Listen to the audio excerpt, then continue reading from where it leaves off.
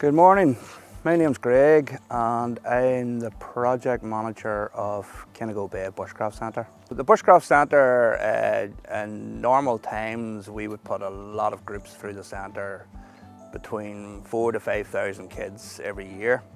So that's a variety of youth groups, scouts and guides, as well as adult groups, corporate team building. So we do a lot of different activities. What I'm going to do today is teach a bit about foraging. The food that you can find in among the hedgerows that's out there.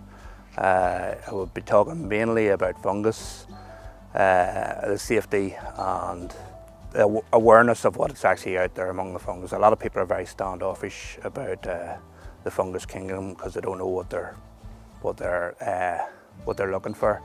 That's where I come in to teach that, but I also teach if you don't know, neither ask or stay away from. So today I'm going to show you a variety of the fungus that you would find in these woodlands here. As I say again, some of them are edible. I always like to use the immortal words of Terry Pratchett. He says all fungus is edible, some only once. So that's where the safety aspects comes in. You need to know what you're actually looking for. You know, so some of the fungus that I've gathered today, and we will do a walk around looking at the fungus in the woods here. Some of them are edible and some you have to avoid at all. Okay, so here we have, though it's quite old here, it's not, it is an edible fungus here, but you're best getting them when they're young. I'll probably open this one up just to show you. This is what's known as a common puffball.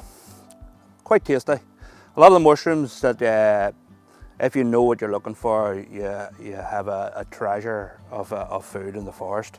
If you do know what you're looking for, puffballs are quite tasty too. This one is old, and it started to turn on the inside. But if you get them young, they're more white.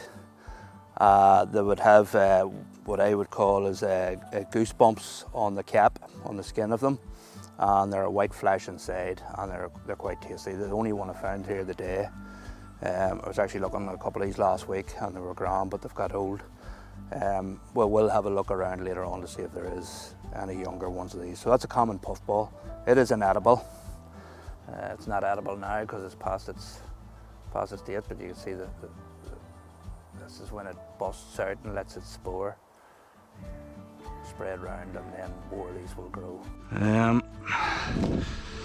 I probably would have found a few more of these about a week or two ago. It seems to have got a wee bit bare, but I know there is certain varieties still about. Ah, here you go. There's a nice cluster of they look like clouded agaric. Just pick up one of these just to have a look. Yeah, clouded agaric, as you can see. They can grow singular or in wee clusters. Now there is a debate in the foragers' kingdom of what's edible and what's not. This is edible to some. This is a clouded agaric. Some people eat these and find no problem with them. You know, have at them and find no problem with them. But there's other people who've got gastric upset. I tend to err towards caution. So I don't eat these particular ones, but I've known people have had them and they've been grand. So that's a clouded agaric. I'm coming from a forager's background, so I tend to don't go into the scientific names, and some of them I know and some of them don't. This one's I think this one's Clitocypa nibularis, I think it was the name for it. So that's in between edible and not so edible. So this little one, there's a lot of different types of these here. This particular mushroom is not poisonous, but it's very insufficient and not very palatable. So it's not one that would be collected for the plate. There we go. I'm just gonna break this polypore off. So I will then keep this in my medicine chest. good for stomach ulcers. It's been studied in science and medicine for treatment of more serious illnesses like cancers and tumours because of the properties they found that are quite effective. So it's a good one to make a medicine out. It's also good for bushcraft first aid, because you can make plasters or bandages out of these here for healing cuts and abrasions and wounds. There's been many different stories of how successful these have been, to the point where some people claim that wounds that they've put these on, even deep wounds, have healed without scarring. And that's all comes from the properties that's in the birch. Some people treat these to eat as well, but they're mainly for medicinal purposes. They've been used, they're quite soft underneath. This is a bracket fungus that actually grows on the side of the tree.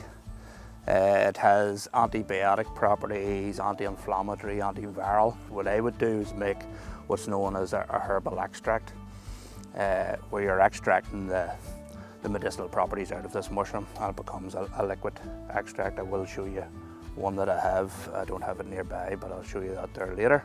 Birch to me is, I would collect that one quite often and make medicines for stomach conditions and so on. Here we have a little fungus here. This is a brittle cap. Probably, I would say, a rosy brittle cap, but there's so many varieties of these I wouldn't be 100% sure. It is not an edible, or some people would argue with that, but it's one I don't bother with. There's a lot of little ones that you would miss, little fairy paracels and the likes. But as a forager, I just let them get on with it. Right, we'll talk about this little one. This is a little angel, or destroying angel is known as. So even the wood itself, it's Amanita virosa. It's among the amanitas. The most common amanita, the most well-known amanita mushroom is muscaria, or the fly agaric. It's the one everybody recognises, and especially around Christmas and things like that. There's the red one with the white dots on top, but they all come from the same family. Amanitas is ones that you need to be very, very careful, especially this one. I know I'm holding it here. I will wash my hands and all after, but they say, you know, unless it's actually ingested, it's one to stay away from. This particular one, I like to talk about with the groups, especially because it has been mistaken because of the cap, the plain white cap. It's not till you actually go down and you see the ring around the stem, and you see the thick bulbous, what's known as a vulva, that grows out like an egg. It grows out of, that you know the white gills and whatever underneath, that you know what it actually is when you're looking for it.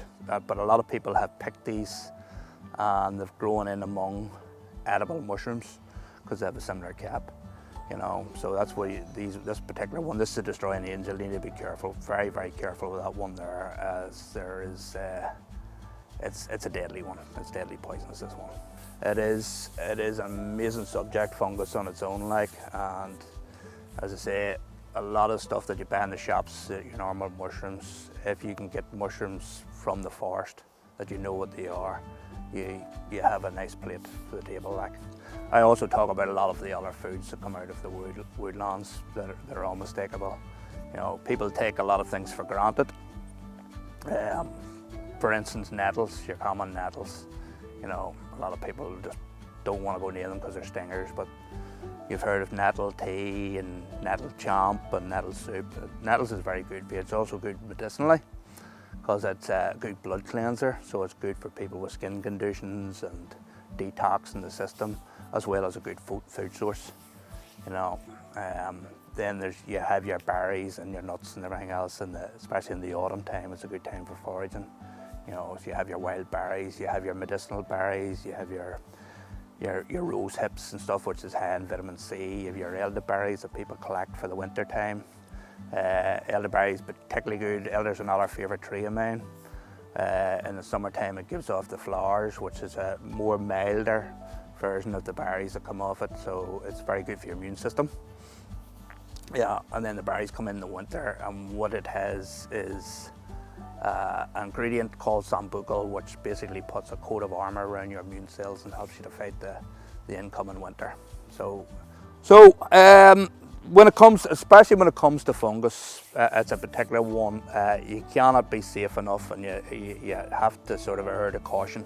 And we are. This is our job, and well, I don't use the term professional, but I am trained up to know these things. But again, when I come across, I'm always learning as well. So when I come across certain things, I have to do more tests before I don't automatically turn around and say, well, that's an edible mushroom and that's not an edible mushroom.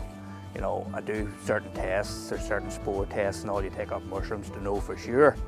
But the ones we're teaching here, what I would say, if in doubt, leave it out. Don't touch it.